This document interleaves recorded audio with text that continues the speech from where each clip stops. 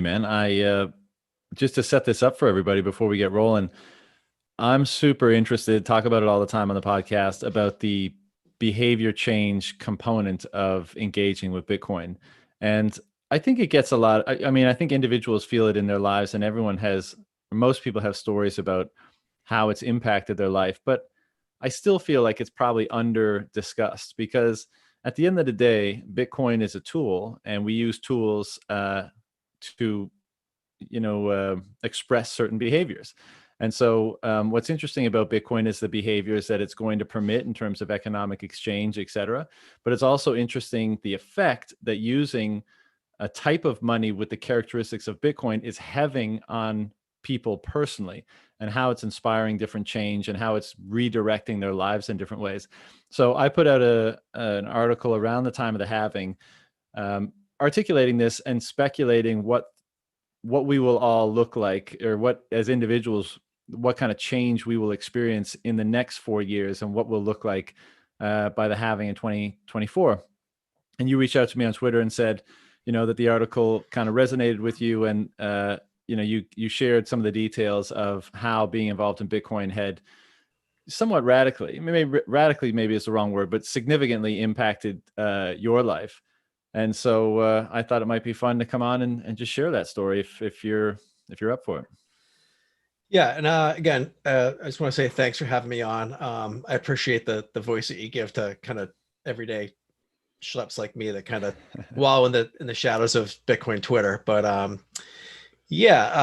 think that Twitter thread did resonate with me, and because I can only speak for myself.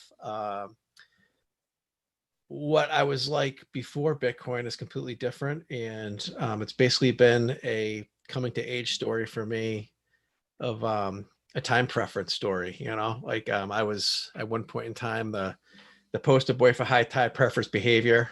And, I just didn't think very much about the future. I did go to college for 4 years where I just kind of participated in high time preference behavior and didn't really think much about the future like I should have. And, when I got out of college, I didn't really know what I wanted to do. So I kind of stuck with what I already knew, which was I'm from a construction family, third generation. And so I just took over the family contracting business and just been kind of living a simple life since then. And, between the time I got out of college and the time I, got into my 30s, I was just kind of trying to play catch up, not really saving a lot of money, just not being good with money, and not having that long time horizon that you should have to, that you need to take into the later parts of your life. And I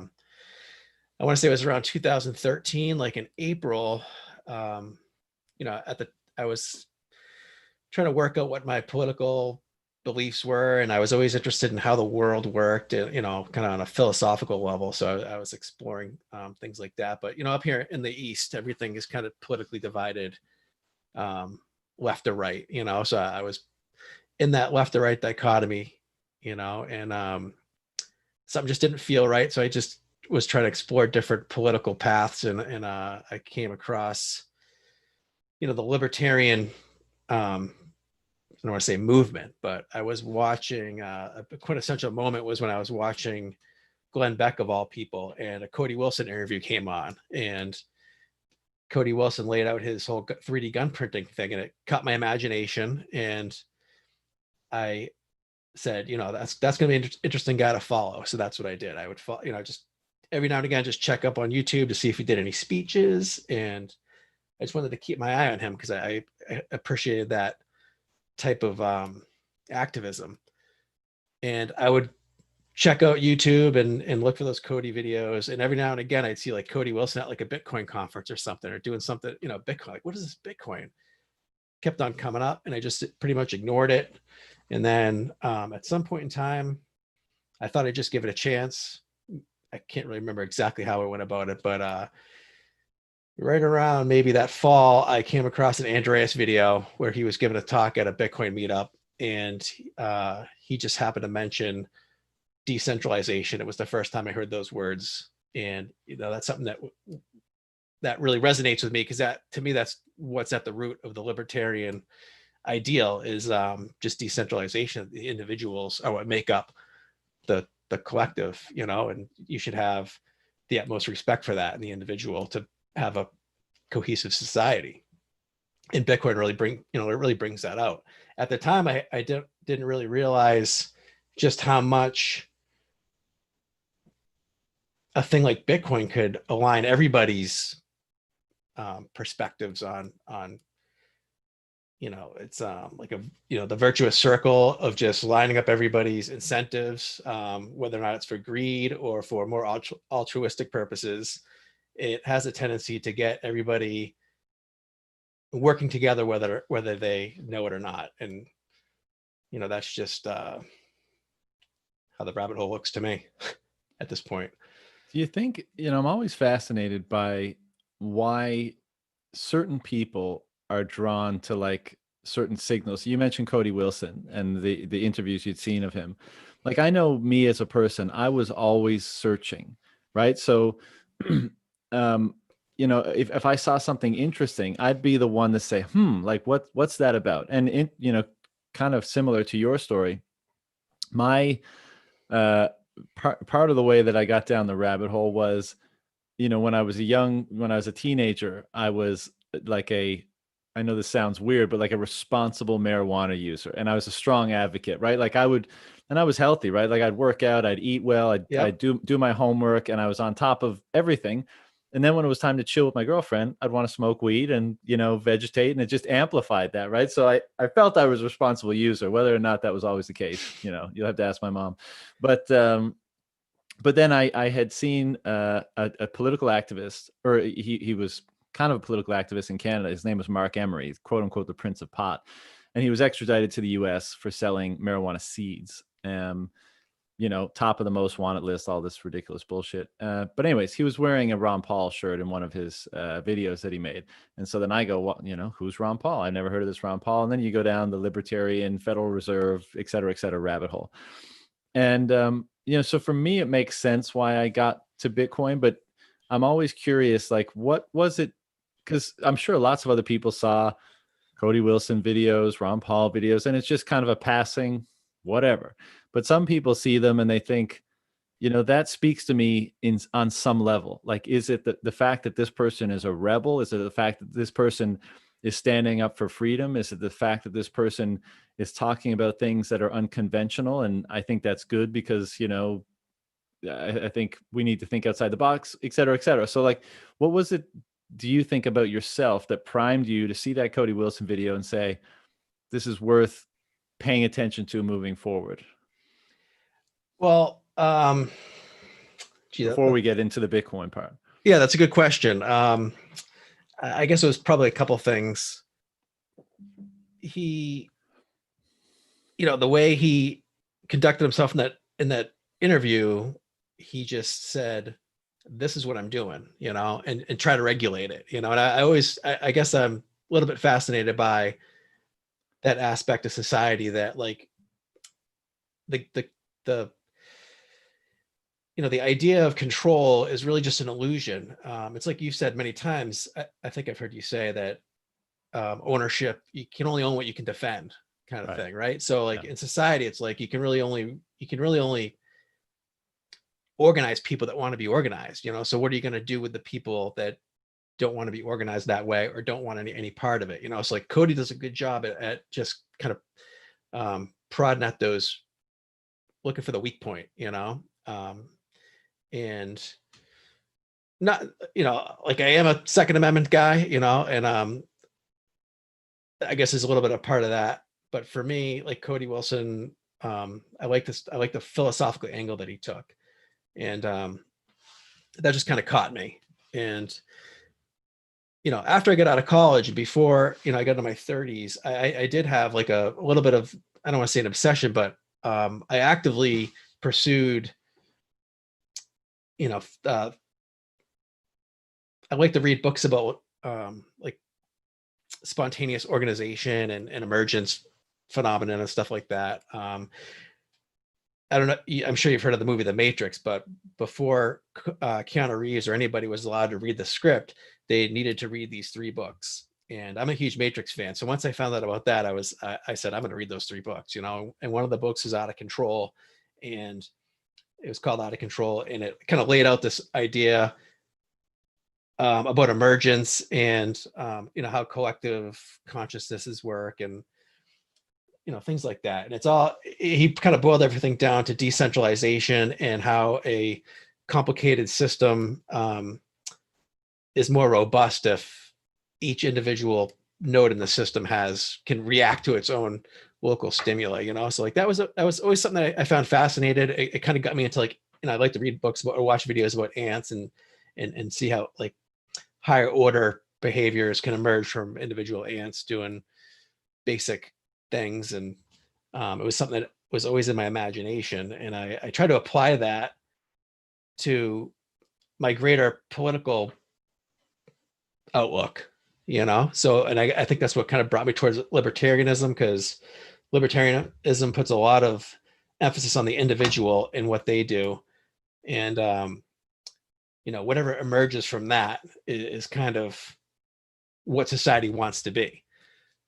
And I think Cody kind of, in a clever way, kind of drops that right in front of you and makes you look at it, you know, whether or not it's going to be a pretty society or not a pretty society. He kind of just shows you, like, you know, what it is. And, you know, I don't really know where I'm going with that, but No, that's no, really, it's that's really what got me primed for Bitcoin, and the idea of decentralization. Like, I was aware that decentralization was a good thing for society, and I was actually looking for decentralization, like decentralized software, you know, things like that. I never thought it was going to be money, because I never analyzed money enough to even know that there was even a problem there, you right. know. So I'm thinking, you know, kind of interest in the attitude you were picking up from, you know, seeing Cody Wilson. Big fan of the Matrix, of course. I think many people listening to this will share that with you. Um, you know, these kind of attracted to libertarian ideas, et cetera. And, you know, very interesting to hear that those ideas of decentralization were influential in you, and you started looking for them. But around this time, again, prior to Bitcoin, would you have carried, like, were you kind of looking out at the world and saying, like, doesn't seem right, or, you know, I don't like what I'm seeing, or like, how was your perspective? Well, how would you characterize your perspective at that time regarding how you know, you're a young person, you look at another world, and what are you seeing? Because it kind of, if you're, I'm thinking that if being drawn to those things, you probably had a bit of a shit is fucked up, but I can't put my finger exactly on how or why or how to fix it. Is that the correct characterization? Yeah, I mean, in terms of money, and economics, I wasn't even on my radar screen. Like, I was more, it was more, I was directing all this towards, like, trying to find my own political center. And yeah, I mean, I think if you were going to ask my friends, they'd probably all say, at most points in time, I've been kind of skeptical about the direction of things, Right. you know. And Dude, I got a song written about me about questioning the government. You're fine, I think, for by my friends. yeah, well, it's good to question the government, and I Yeah. always do. And I, you know, I just got to a point where it was the Mitt Romney Obama election, which was like really that election that made me realize, like, I'm not a Republican, you know, like, this isn't, there's something missing, you know. And I just, at the time, that was a crazy time, you know, between like 2010 and 2013. I just happened to, I just was somehow priming my brain for Bitcoin and not even knowing that I was doing that, you know. Like, Mm. just kind of, I was reading, went down the whole Austrian economics thing, starting with Hayek, and then um, Hazlitt, and then, you know, doing the audiobooks and Mises, and um, it was just all stuff that I needed, you know. And then when Andreas mentioned the decentralization, I was like, okay, this is what I've been waiting for. I've actually had conversations with my friends about, the future is just decentralization. It's decentralized systems are robust, they're strong. They're just going to figure, they just got to figure out how to use them, like in terms of the internet. And it was a little bit after that when Bitcoin hit me, and as soon as I heard decentralization, I'm like, okay, I got to. And then the shock of being hit with that sets in, where you're just taking in everything you can. There was like a 3-year period where I would get home from work and I would put YouTube on my TV. Like, instead of being a normal guy and coming home and putting on the news, like I would put on YouTube, I would search Bitcoin, and then I'd put the filter on the last 24 hours, and I would just watch the videos of random people talking about Bitcoin.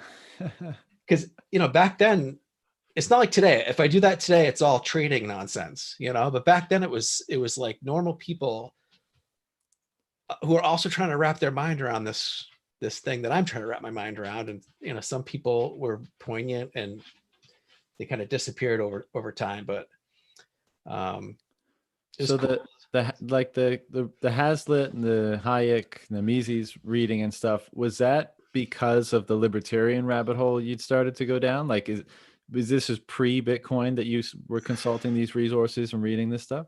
I think it, well, I don't know the order in which I read them. I know that I read Road to Serfdom first because I think Glenn Beck recommended it or something, and I don't want to say I was like I don't want to sound crazy, like I was a big Glenn Beck fan, but when he left Fox, and back then I didn't have all these different mediums like we do now, like Twitter. I mean, I guess we did, but you know what I mean? It was really just cable news is where you get your news. And at the time, Glenn Beck left Fox News, and I coming from a decentralization standpoint, I'm like, yeah, good, fuck them. Like the news stations, like why do people need the news stations, right? Anybody who's got a cable news station, like, do they really need the cable news station? Why can't they just do what they're doing on YouTube?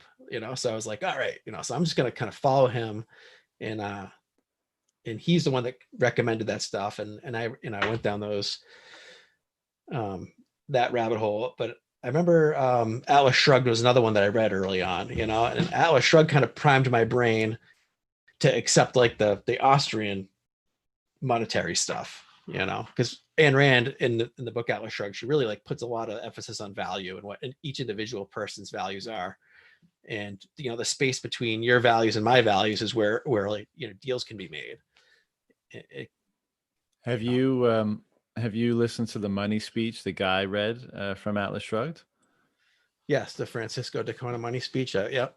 That's so like, good. So good. It really is. And that actual speech right there was because I've never heard that perspective before. Like I've, being kind of raised in the NPC world, I never questioned money like that. I never heard anybody say, like, money is the root of all good. I've never heard that perspective before, and then there she is, and like just beating like a dead horse for 5 pages, but it's good, good, solid material, good lines. It's fantastic. I mean, it blew me. I haven't read it yet. I picked it up recently, and I'm trying to chip away at it, but I have a problem with fiction that it doesn't agree with me very much. But I'm trying to read it because I know it's such a seminal work. But when Guy, and for anyone who's listening, Guy Swan, the crypto or Bitcoin Audible, he reads this phenomenal speech, and it just kind of blows you away. One, to recognize when it was written, so something like the 50s, right? Yeah, late and 50s, early 50s maybe. Yeah, and just like you said, just how just perfect like the articulation was, the words used, the sentiments expressed, like it was just so good.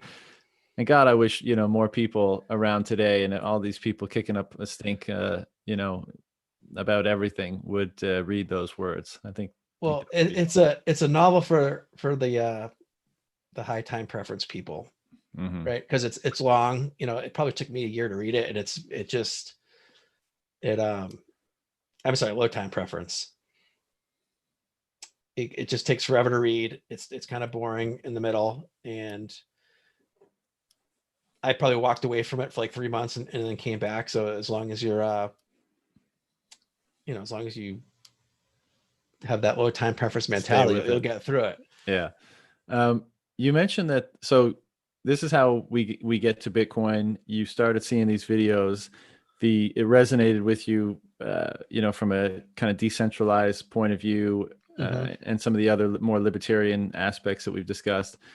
Um, what happened then? You kind of you get orange pilled, and what's your life look like then? Because I remember you saying your situation now is a fairly dramatic 180 for what it was like then. So like, where were you at, I guess, mentally and in your life, and how did seeing, to be dramatic, seeing the Bitcoin light, how did that influence your behavior right from the beginning? Well, at the time, uh, I could not get money saved, So, and I was married and I had two, pretty much a newborn and a 3-year-old. So if you can't get yourself into a good money saving strategy before you have kids, like it becomes a million times harder after you have kids, So now it's like, because, more money's going to them and their activities and whatever they're doing. So, and I wasted that time being I had wasted any opportunity I had to be responsible with my finances before that. And then now, like, I'm kind of behind the 8 ball with my kids, and they come first. And, so I just could never get anything saved. And,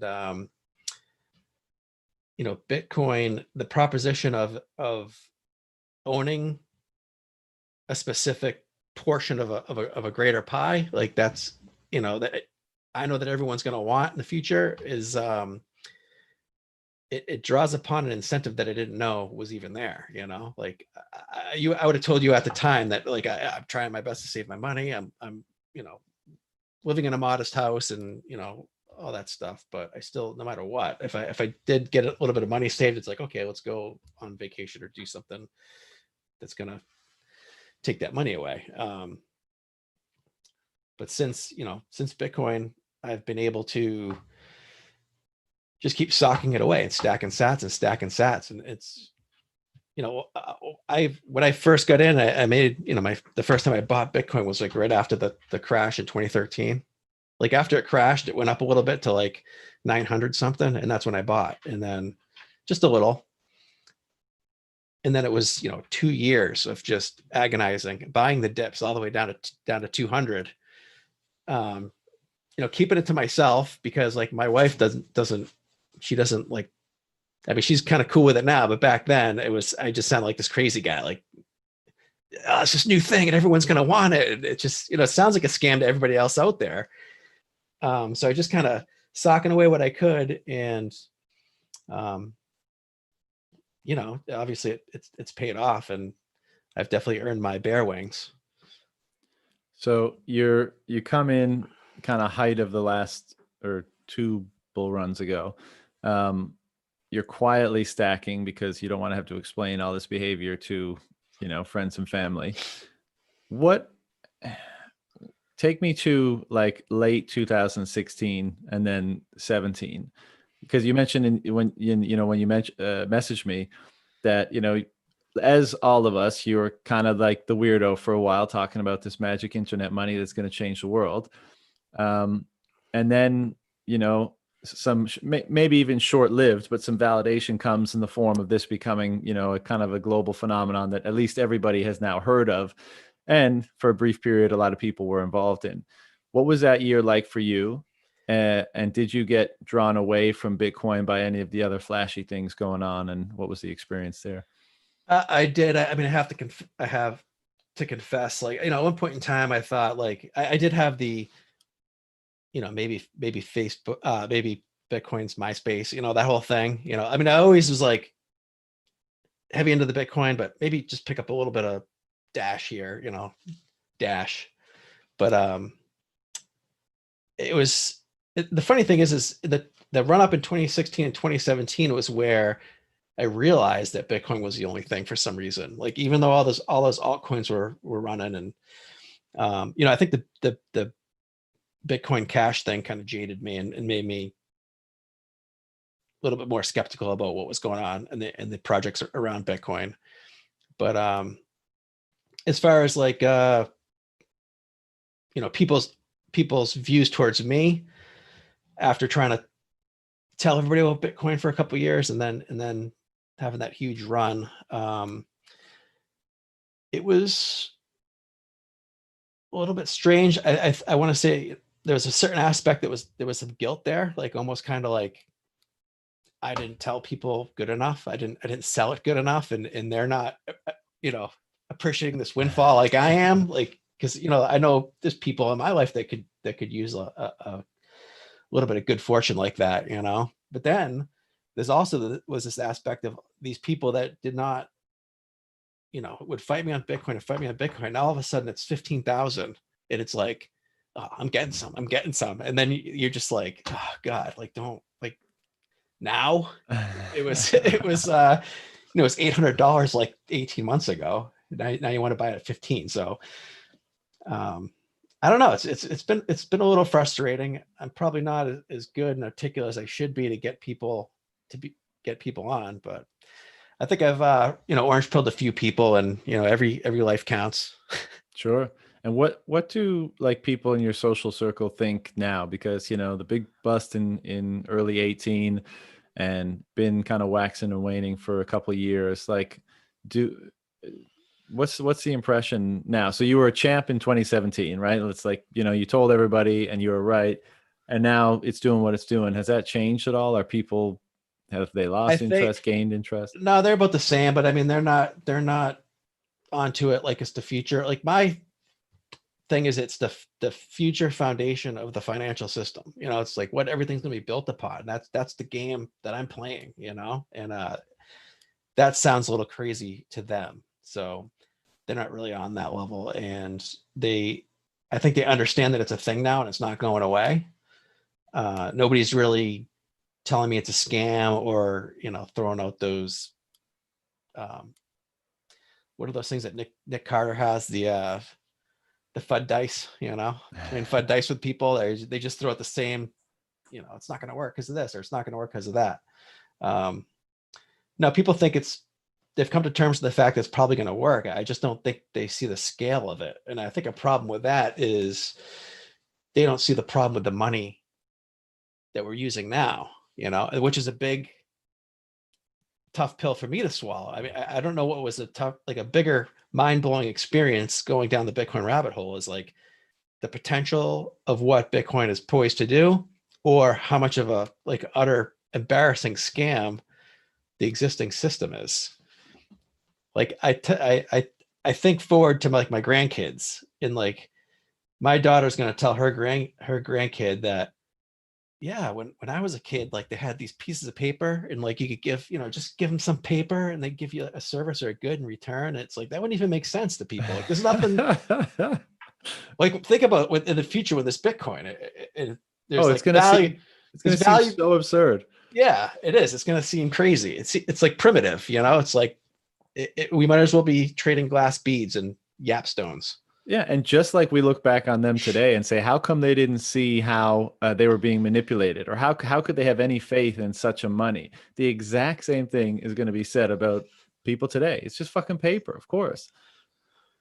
Yeah, You like know? you'd work you go bang nails all day, and for a bunch of pieces of paper, it's nuts that you Yeah, trade that. But it makes sense. It makes sense now, and yeah. I think that's a good point. Is that a lot of people? What I've noticed is a lot of people, like you say, it's been validated to the point of seeming kind of normal now. Like, yeah, I've heard of it, and I know it's a growing industry, and it's like for a lot of people, it's like AI. They know it's a thing, and they think maybe it's even going to be a big part of the future. But I know so little about the details that I don't know anything about it.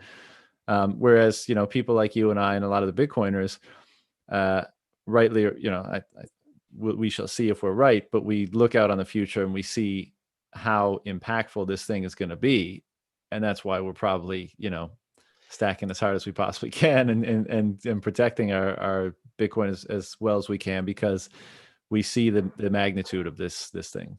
and even if it's not even if it's not a success and Bitcoin blows up or something, right? Like it's already woken up enough people to the shenanigans that are going on right now that it's you know we're not going back from here. Right. Yeah, I So totally agree. So what you mentioned that during, you discovered Bitcoin, you're quietly stacking, you're a bit of a champ in 17. Um, how has your life changed, throughout the course of interacting with Bitcoin? How, like, yeah, I mean, how's your life changed? It's there's just a lot that comes along with the appreciation of what sound money is, and it gives you a little bit more. It puts you more in tune to what your own values are, and what you're willing to do, and what sacrifices you're willing to make. It's really, I guess it's a little bit hard to explain, but um, I see like Safedine talking about like how art during sound money periods is better than art in unsound periods, and I guess it harkens a little bit back to that. You're more cognizant of value and what you're getting in return for whatever it is that you're trying to provide. And yeah, I think was it Breedlove was talking about what was that on? That guy's been on fire lately, but he was talking, yeah, so like early on I listened to these talks that Andreas had in Wencer Cesares. You know who he is? Yep. I think he's from Zappo. yes. So he did a talk early on, and some of Andreas's early talks. They talked a little bit about living through a hyperinflation situation, and Wentz his family lost their fortune like 3 times, and Andreas talked a little bit about it. And one thing that they both said was how the people in the neighborhood stopped trusting each other, and that was a common theme, and it seems like it's a common theme for like in Venezuela and people that have experienced that. And there was only the other day where like Robert Breedlove kind of made it all make sense when he was talking about how when the inflation hits and a person who's producing a product, the inputs of that product go up, they have a choice to either sell the product for more money, or they are exposed to competitive pressures to maybe like water it down, or change change the product, and just disguise it as the better product that it once was. And if you play that out over years, and um, you know percentages of inflation, it's easy to see that people lose the trust, and like he really, I think that kind of goes back to what you were just asking me about, my perception differences. I I feel like when you're in the Bitcoin rabbit hole, it's the more of an honest way to deal with people. It's a more honest um, communication of value. It's just a much clearer way to see a complicated thing like an economy. Does that Yeah, make sense? totally. I couldn't agree more. And I love that Breedlove brought up tried, and I think we need a lot more writers and speakers and thinkers to be elucidating this point, but it's the influence on the nature and characteristics and usage of the money in a given economy on the morality, on the ethics of behavior of people. And people, most normal people would just not be able to associate the two. Like, what does the type of money we use have anything to do with driving behavior of an ethical or unethical kind? Like, how does it manipulate behavior at all? But I think, writing like Roberts, and I agree, he's been on fire. He's a fucking stud. Helps to make that clearer to people, and to make it. And it also brings up the question of agency too, right? Because people like to think that they make decisions because, they are exclusively like using logic in their own brain to make decisions. And I think we just really discount the insidious nature of so many different influences that we have, that by we have to interact within our lives, be it the money, be it the governmental structure in which we're living, et cetera, that has a material, the media that we're exposed to, not least of which, that has a material influence on how we think, what our perception is, and and how we make decisions. And I think a big part of the Bitcoin space and the Bitcoin rabbit hole itself is becoming increasingly aware of that and saying, and this is one of the things I've noticed and this has been developing in some people prior to getting involved in Bitcoin, but it certainly seems to be exacerbated in Bitcoin, is that, people start to question more things, and people start to question, to what degree are the things that I'm reliant upon, or the systems that I'm nestled within, to what degree are they influencing my thinking and my behavior? And then it's kind of a process of trying to mitigate the degree to which those things are influencing you. And at the end of the day, what I think a lot of us are trying to achieve is a type of freedom whereby we're not influenced nor controlled by any of those factors. And we really can get to a place where we're both living and thinking in a manner that is as objective as we can possibly establish, so that we're making decisions, that we want to make for ourselves, that we think are beneficial for ourselves and our loved ones. And that seems to be pretty common these days amongst Bitcoiners, at least as far as the discussions that I've had. Yeah, and like the Bitcoin space, as much as it's people complain about crypto Twitter being toxic and stuff like that, it's still a drastically better space to be than like a lot of other places on Twitter, I think, especially in today's day where everybody's upset at something, and it's like there's like a war and everything going on, and you can't avoid it no matter what you try.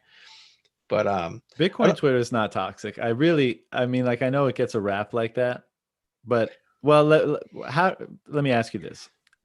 In what way is it toxic? I guess that's the best I question. don't listen, I don't get offended. Well, that's like it. it's totally, That's it. yeah, exactly. So, but like, a lot of people do. And then, and there's a lot of trolling there, there's trolling and people just, I don't know. You just gotta be able to handle feedback, really, like Yeah, anybody can say something and with, anybody can say something that's a little bit out of line. They need to expect to be challenged, because that's a healthy part of it all. And it's a little bit funny at the same time. And, maybe sometimes you might be the person that people are laughing at for a minute, but I don't know. I don't really think it's too bad. my experience has been that the people that get really offended by it and play the victim card and share screenshots of what people have called them, etc., they're just they're like not willing to, like, I don't know what your upbringing was like with your buddies, right? But my best friends growing up, we would tear the shit out of each other, Yeah, like, just in exactly. the most horrible way. So what I see is, like, yes, you mentioned kind of, we're on Twitter to actually refine some legitimate ideas, and we do that. But at other times, like, we're kind of ribbing each other to see what it reveals when you get ribbed. And, like, as you say, you can't offend me. I'm not going to be offended by, if you've ever been offended by anything that anyone has ever said online, then you're doing everything wrong, right? That's not the kind of stuff that should offend you. And so as a result of that, like, you can play with it, you can roll with it, you can have fun with it. But if you take it seriously, if you think that, people coming at you is like a sign of this, like, Yeah. fill in the blank toxicity that's emerging out of whatever racial or sexual or whatever bias you're ascribing to those people, well, then you'll probably get more of it, because people will see that it's, that you're responding that way. And Yeah. I don't know. I think if nothing else, it's easily diffused. I think the people that decry it the most make it far worse by their actions. And it just keeps chugging along. So there's obviously nothing wrong. I mean, for me, it's like a Bitcoin Twitter is like my safe space. That's where I go because I don't want to be anywhere else. I don't want to turn on the news and listen to that nonsense, or like even sports are kind of getting attacked, and like Bitcoin's kind of its own thing right now. And it's something that really gives me hope for the future. And that's what I want to spend my time on now, like just put your time towards things that are worth it. It's entertaining and I learn stuff and it gives me actionable intel on what to do in the future, Yeah. I just it's love, sorry, go ahead. I was going to say, because it's like it's been a minefield, like the last couple of years. If thinking back to 2013, there's a lot of mistakes I could have made along the way, and somehow I've managed to navigate that, with the least amount of damage, I guess. Oh yeah. And Yeah, I thank crypto Twitter for that. Sure. And coming in as early as you did, I mean, we make all the mistakes for the people that we now just say, hey, DCA auto stack sats and forget about it. And this is how you custody. And if someone could have told us that back in the day and, told us to not ever consider anything else, we'd probably have a few more sats in our possession right now. Yeah, exactly. But fuck, I lost what I was going to say. What were we just talking about? We were talking about the toxicity. Oh yeah. I think it's so like I laugh to myself when I think that we have this world-changing revolution in money that's underway, right? If we're right about all this, we have this crazy, once in a several thousand year phenomenon that's underway that's going to radically reshape our world and direct the course of history, basically, or change the course of history for the better. And it's being kind of incubated in this soup of anonymous Twitter accounts and all this ribbing and like the funny jokes and memes that happen on Twitter. Like that's where it's being, and like I can say that pretty confidently now, especially in light of in recent news, we've got the Michael Saylors of the word saying that like when he's mentioning who orange pilled him and the resources he consulted, it's all the fucking guys that we mix it up with all the time, right? Yeah, and so it's funny to think that like this maybe the biggest technological innovation in human history is being incubated by this like group of some anonymous, some public, but just like a bunch of people having a fun time geeking out over this stuff. I mean, it's a peculiar circumstance to say the least. And I'm in the camp of just kind of trying to keep it that way as long as possible. I mean, it's great when like Michael Saylors jump in and Jack Dorsey's and stuff like that, but I think really we want to keep it away from them as long as possible, and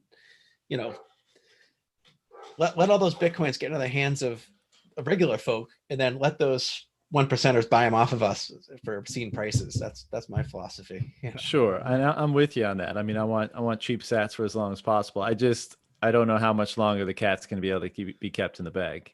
Yeah, well, it's a win-win. And that's just another thing great about Bitcoin. It's like I win if they do, I win if they don't. So yeah.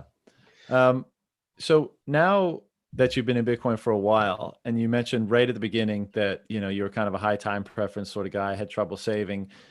What kind of ambitions do you have for yourself at this stage? I'm kind of assuming from a statement like that you've let go of some of the more high time preference ambitions, like accumulating, a bunch of maybe frivolous material goods. Although, correct me if I'm wrong, but like what's kind of your outlook for yourself? What are you trying to build in your life?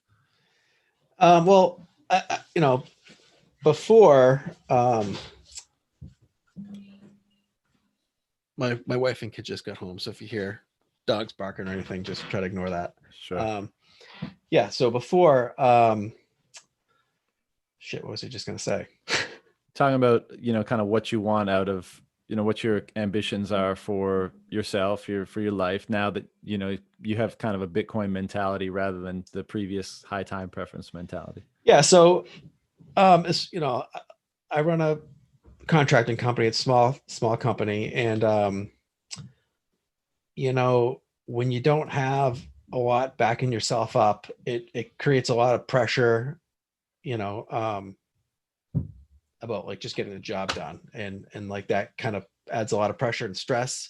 And then now that I've managed to save lots of Bitcoins and, well, relatively good amount of Bitcoins, it takes a lot of the pressure off my day to day. I can have a little bit more fun with what I do and not get so stressed out. And, if something, I don't have to worry about like going bankrupt, you know what I'm saying? Whereas before I was like, construction is kind of one of those businesses where like, anything can happen, and you got to be prepared for it. And I was kind of walking that line for a while. And now I'm just much more relaxed about it, but I'd also like to try to start some other business, or just maybe go in a different direction, and I'm not really sure what I want to do, but I'm trying to put the feelers out there. Bitcoin related or totally separate? I think I'd like to try to do something Bitcoin related. So I do have, I own the domain, the Bitcoin standard. And I've never done anything with that. So Oh, I'd like, really? yeah. So I'd like to just maybe put something up there, whether I'm selling stuff, my wife and my kids do these crafts.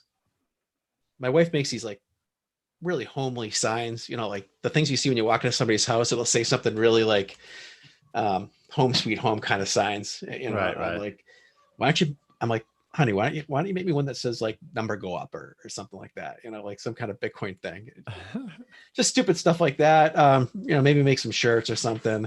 My brother's a big beer brewer. He loves the beer brew and maybe get some kind of microbrew going with him in the next couple of years. We actually in 2015 we took beer up to Pork Fest, which is a libertarian festival in New Hampshire. We printed up T-shirts that had the QR code on the front, our Bitcoin QR code, and we put a keg of beer, just like a mini keg, and put it in the backpack, and we just walked around this festival selling beer to people. And it And was they would just scan your yeah, and so we also had beer bottles, and we named all the beers like Bitcoin related, like Bear Whale, Stout, and stuff like that. It's Just amazing. it was That's fun, and awesome. and I guess from there we always kind of wanted to be. We always had this dream of like starting a brewery that was going to be all Bitcoin related. It's like what are the two best things in life? Beer and Bitcoin. So we'll have that theme and run the whole business, through Bitcoin 100%. So hopefully, like if this next pump cycle takes us to the moon, we'll launch something like that. But Has has Safe reached out to you to try to get the domain? I actually reached out to Safe.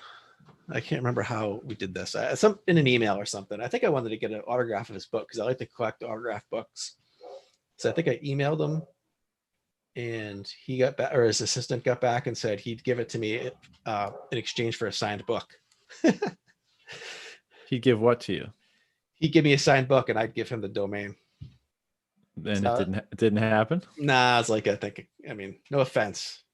It's a good book. It's a good book, but if Did you? I'm sure you heard Michael Saylor talk about selling the voice.com I was just domain. gonna say that. What did he sell that for? Like 30 million? 30 million. 30 million. If you get 30 million for that, I think I should get at least 10 Bitcoins for mine. Well, I mean, in the future, that could be worth a pretty penny. Who knows? I hope so. Yeah.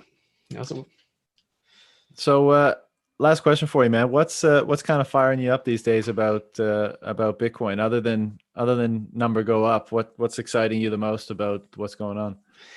Well, I think for me, I like to get a Lightning node and just dabble in the Lightning network a little bit. Early on, like back in the old days, like I was much more interactive with the community, I guess. Like as soon as somebody came out with a new wallet, I download it and just check it out. Or, like I remember these guys came out with the lawnmower. You remember lawnmower? It was an app that let you basically round up your transactions on your debit card to buy Bitcoin with it. Okay, So like I yeah. signed up for that, and that was, I love that. But then I think the KYC and all that stuff got involved, and then they stopped doing that. And it was just fun back in the day to just find whatever project's going on and just interact with it because it's all open source and it's all out there. But kind of everything, Bitcoin's so much more complicated now. There's development happening on so many different fronts that it's kind of tough to keep track of. But like the Lightning Network is something I'd like to check out. I lied. That was my second last question. I wanted to ask, there's a lot of obviously there's a lot of crazy social issues going on today, a lot of talk of citadels and stuff like that. What do you make of that whole thing about, especially being in the States, what are your feelings on what's happening politically and the citadel futures? Well, I think that it's a little bit. Is it a coincidence or is it ironic that at the time we're printing the most money, there's the most civil unrest? I don't know if there's got to be some kind of connection there, but I guess only time will tell. Oh, I think there's very much a connection there, like probably a causal relationship.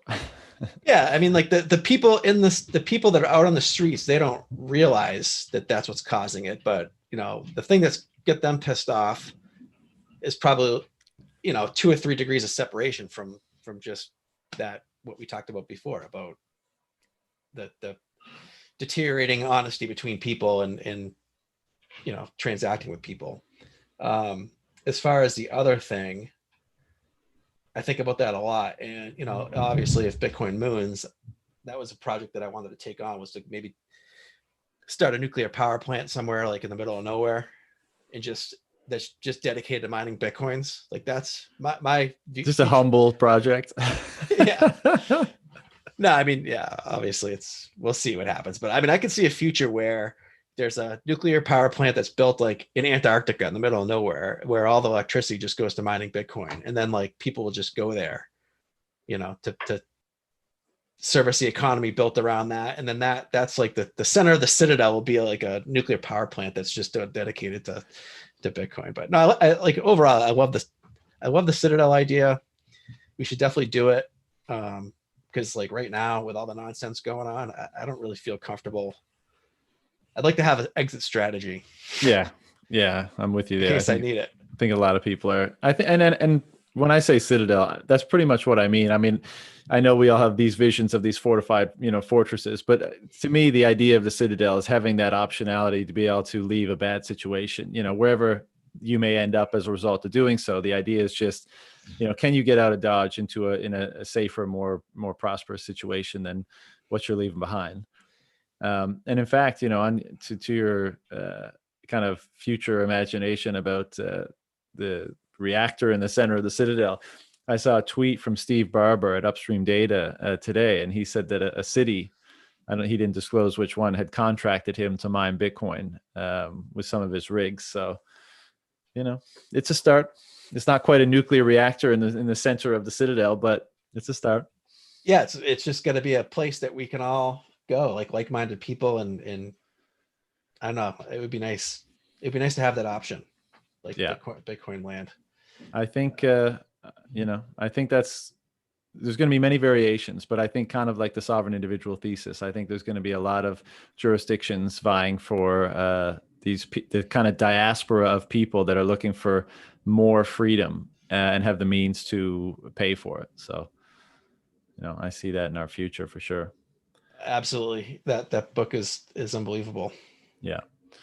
Well, Mike, man, I really appreciate you coming on and sharing some of the details of your story. I'll let you get back to your wife, kid, and dog now. But before we go, is there any final comments or anywhere you wanted to direct people, anything like that?